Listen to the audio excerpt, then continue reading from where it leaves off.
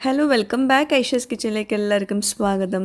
അപ്പോൾ ഇന്ന് വന്നിട്ടുള്ളത് എല്ലാവരുടെയും ഫേവറേറ്റ് ആയിട്ടുള്ള കുട്ടികളുടെ പ്രത്യേകിച്ച് കപ്പ് കേക്ക് അല്ലെങ്കിൽ കൊട്ട കേക്കിൻ്റെ റെസിപ്പിയുമായിട്ടാണ്. അതും എയർ ഫ്രയറിലാണ് ഉണ്ടാക്കുന്നത്. എയർ ഫ്രയറിൽ കേക്ക് ഉണ്ടാക്കുന്നതിൻ്റെ വീഡിയോ ആണ് ഇന്ന് നിങ്ങളുമായിട്ട് ഷെയർ ചെയ്യാൻ പോകുന്നത്.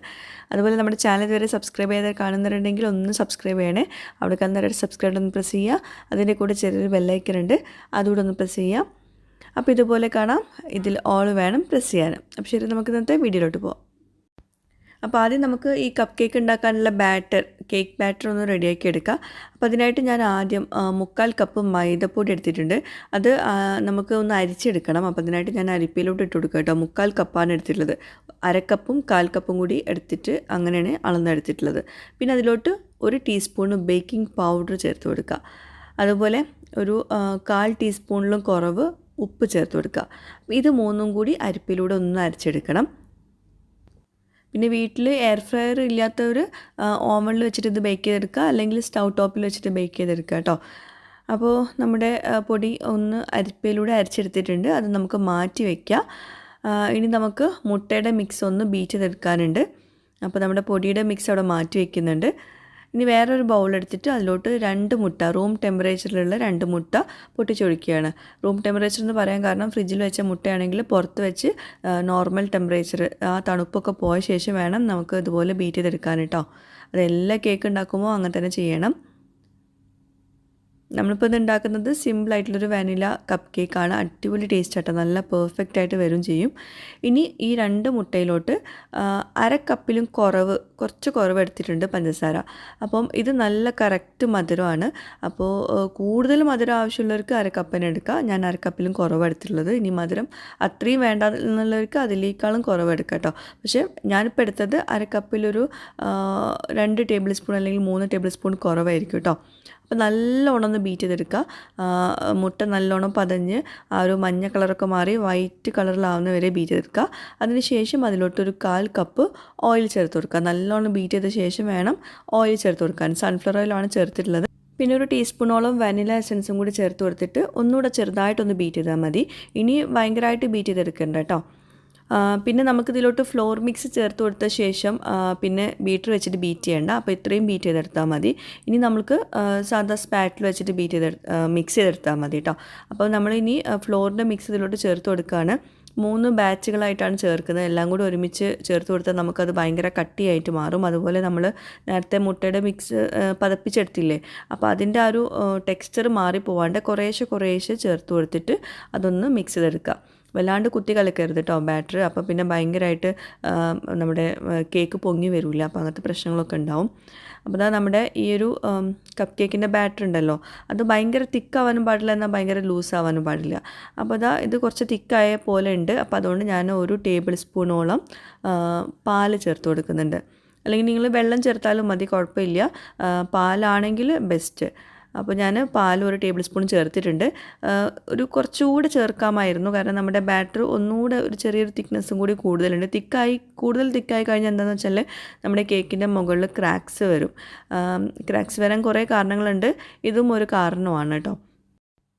ഇനി നമുക്ക് നമ്മുടെ ഈ കേക്കിൻ്റെ ബാറ്റർ ഇതുപോലെ കപ്പ് കേക്കിൻ്റെ മോൾട്ട് ഉണ്ടല്ലോ, ചെറിയ ഇങ്ങനത്തെ മോൾട്ട് വാങ്ങിക്കാൻ കിട്ടും. അപ്പോൾ അതിലോട്ട് ഒഴിച്ചു കൊടുക്കുക.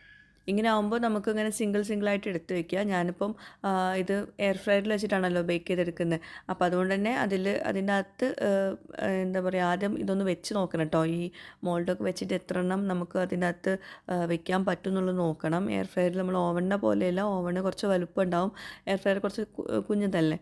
അപ്പോൾ പിന്നെ ഈ കപ്പ് കേക്കിൻ്റെ മോൾഡിലോട്ട് ഒഴിച്ചു കൊടുക്കുമ്പോൾ അതിൻ്റെ 3/4 ഭാഗത്തോളം ഒഴിച്ചാൽ മതി. അത് 1/2 ഭാഗത്തോളം ഒഴിക്കരുത്. അപ്പോൾ പിന്നെ നമ്മളത് പൊങ്ങി വന്നാലും നമുക്ക് കപ്പ് കേക്കിൻ്റെ ഒരു ലുക്ക് കിട്ടില്ല. അപ്പോൾ ഒരു 3/4 ഭാഗത്തോളം ഒഴിക്കുക കേട്ടോ, എന്നാലേ പൊങ്ങി വന്നാൽ ആ ഒരു കറക്റ്റ് ലുക്ക് കിട്ടുള്ളൂ. എന്നിട്ട് ഇതുപോലെ ഒന്ന് തട്ടി കൊടുക്കുക. എയർ ബബിൾസ് ഉണ്ടെങ്കിൽ പോകാൻ വേണ്ടിയിട്ടാണ് ഇങ്ങനെ തട്ടി കൊടുക്കുന്നത്. കേക്കിൻ്റെ പോലെ തന്നെ, നമ്മൾ കേക്ക് എങ്ങനെയാണോ നമ്മൾ ബാറ്ററൊക്കെ ഒഴിച്ച് ചെയ്യുന്നത് അതേപോലെ തന്നെ കേട്ടോ. അപ്പോൾ ഇതാണ് നമ്മുടെ എയർ ഫ്രയർ. ഇത് ജീപ്പാസിൻ്റെ കേട്ടോ. അപ്പോൾ ആദ്യം നമുക്കൊരു 5 മിനിറ്റ് പ്രീ ഹീറ്റ് ചെയ്തെടുക്കണം. അപ്പം പവർ ഓൺ ആക്കി കഴിഞ്ഞാൽ ഇതുപോലെ ഇങ്ങനെ ലൈറ്റ് വരും. അപ്പോൾ അതിൽ ടെമ്പറേച്ചറാണ് ഇപ്പോൾ ഇവിടെ കാണിക്കുന്നത്. അതിൻ്റെ വലത്തെ ഭാഗത്ത് ഒരു പ്ലസ്സും മൈനസും ഉണ്ടാവും, അപ്പുറത്തെ സൈഡിലും പ്ലസ്സും മൈനസും ഉണ്ടാവും. അപ്പോൾ വലത്തെ ഭാഗത്തുള്ള പ്ലസ്സും മൈനസും ടെമ്പറേച്ചർ സെറ്റ് ചെയ്യാനുള്ളതാണ്. അതിൻ്റെ ലെഫ്റ്റ് സൈഡിലുള്ളത് ടൈം സെറ്റ് ചെയ്യാനാണ്. ഇത് ജി പാസിൻ്റെ ആണ് കേട്ടോ. ജി പാസിൻ്റെ എയർ ഫ്രയറിൻ്റെ സെറ്റിങ്സാണ് ഇപ്പോൾ ഞാൻ കാണിക്കുന്നത് കേട്ടോ. അപ്പോൾ ഞാനൊരു 5 മിനിറ്റ് 160 ഡിഗ്രിയിലാണ് പ്രീ ഹീറ്റ് ചെയ്യുന്നത്. കാരണം അവിടെ കൊടുത്തിട്ടുണ്ട് കേക്ക് ബേക്ക് ചെയ്യാനുള്ള ഡിഗ്രി എത്രയെന്ന് കൊടുത്തിട്ടുണ്ട്, ടെമ്പറേച്ചർ കൊടുത്തിട്ടുണ്ട്. അങ്ങനെ ഓരോന്നിൻ്റെയും ടെമ്പറേച്ചർ അവിടെ കൊടുത്തിട്ടുണ്ട്. അപ്പോൾ അത് വെച്ചിട്ടാണ് ഞാനിപ്പോൾ ഇത് ബേക്ക് ചെയ്ത് എടുക്കുന്നത്. അപ്പോൾ കേക്കിന് ഈ എയർ ഫ്രയറിൽ 160 160 ഡിഗ്രിയാണ് കേട്ടോ. പിന്നെ ഇതിൻ്റെ അകത്താണ് നമ്മൾ കേക്ക് വെക്കേണ്ടത്. അപ്പം 5 മിനിറ്റ് പ്രീ ഹീറ്റ് ചെയ്ത ശേഷം ഈ ഒരു പാത്രത്തിനകം നല്ല ചൂടുണ്ടാവും. അപ്പോൾ ഇതുപോലെ നമ്മൾ കേക്കിൻ്റെ ആ ഒരു കപ്പ് കേക്കിൻ്റെ മോൾഡോട് കൂടി തന്നെ വെച്ച് കൊടുക്കുക, വേറെ ഒന്നും ചെയ്യേണ്ട.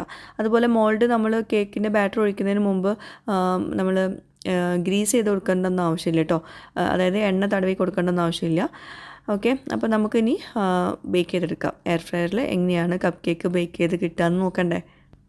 അപ്പോൾ നമുക്കിനി കപ്പ് കേക്ക് ബേക്ക് ചെയ്തെടുക്കാം. ഇതിനകത്ത് വെച്ച് കൊടുക്കുന്നുണ്ട്. ഇനി നമുക്ക് ടെമ്പറേച്ചറും ടൈമൊക്കെ ഒന്ന് സെറ്റ് ചെയ്ത് കൊടുക്കണം.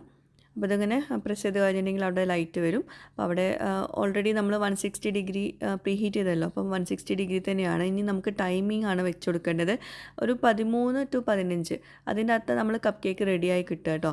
അപ്പം ഞാൻ ഏറ്റവും കുറഞ്ഞതിൽ വയ്ക്കാം, 13 വയ്ക്കാം.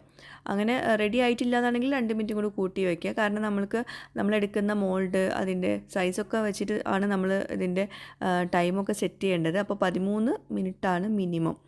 ഓക്കെ, ഒരു 15 മിനിറ്റിനകത്ത് നമുക്ക് കപ്പ് കേക്ക് റെഡിയായി കിട്ടും കേട്ടോ. അപ്പോൾ ഞാനൊരു 8 മിനിറ്റ് കഴിഞ്ഞപ്പം ഒന്ന് തുറന്ന് കാണിച്ചു തരാം. ഇങ്ങനെ ഇടയ്ക്കിടയ്ക്ക് തുറക്കുമ്പോൾ എന്താണെന്ന് വെച്ചിട്ടുണ്ടെങ്കിൽ ഇത് ഇളകുമല്ലോ കേക്കിൻ്റെ ബാറ്റർ. അപ്പോൾ അതുകൊണ്ട് വീണ്ടും നമ്മുടെ കേക്കിൻ്റെ മുകളിൽ ക്രാക്സ് വരാനുള്ള ചാൻസ് കൂടുതലാണ്. അപ്പോൾ ഇടയ്ക്കിടയ്ക്ക് തുറക്കണ്ട നിങ്ങൾ കേട്ടോ. ഞാൻ നിങ്ങൾക്ക് കാണിച്ചു തരാൻ വേണ്ടിയിട്ടാണ് തുറന്ന് നോക്കുന്നത്. അപ്പോൾ 13 മിനിറ്റ് കഴിഞ്ഞപ്പം അത് ഓൾറെഡി ഓഫ് ആയിട്ടുണ്ട്. അപ്പോൾ തുറന്ന് നോക്കിയപ്പോൾ നമ്മുടെ കപ്പ് കേക്കൊക്കെ റെഡി ആയിട്ടുണ്ട്. ഇനി ഒരു സ്ക്യൂവറോ ഒരു ടൂത്ത് പിക്കോ വെച്ചിട്ട് ഒന്നിങ്ങനെ കുത്തി നോക്കുക. അത് ക്ലിയർ ആയിട്ട് വരുവാണെങ്കിൽ നമ്മുടെ കപ്പ് കേക്ക് റെഡി ആയിട്ടുണ്ടാവും.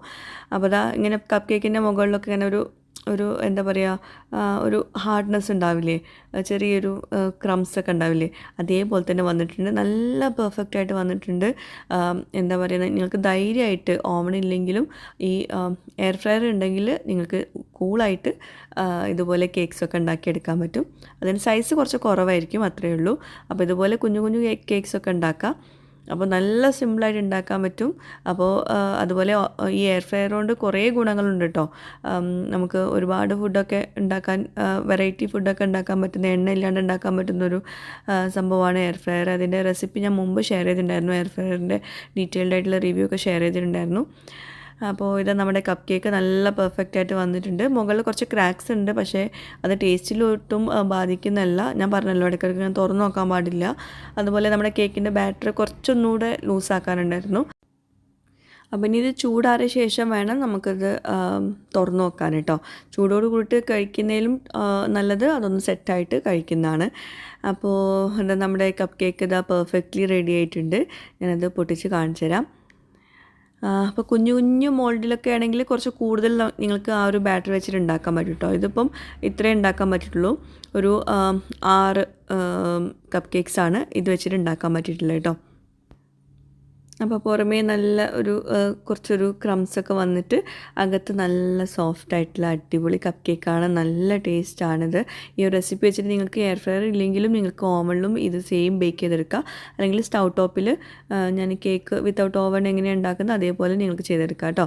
നല്ല soft and spongy cup cake റെസിപ്പിയാണ്. എല്ലാവരും ട്രൈ ചെയ്യുക, ഫീഡ്ബാക്ക്സ് അറിയിക്കുക.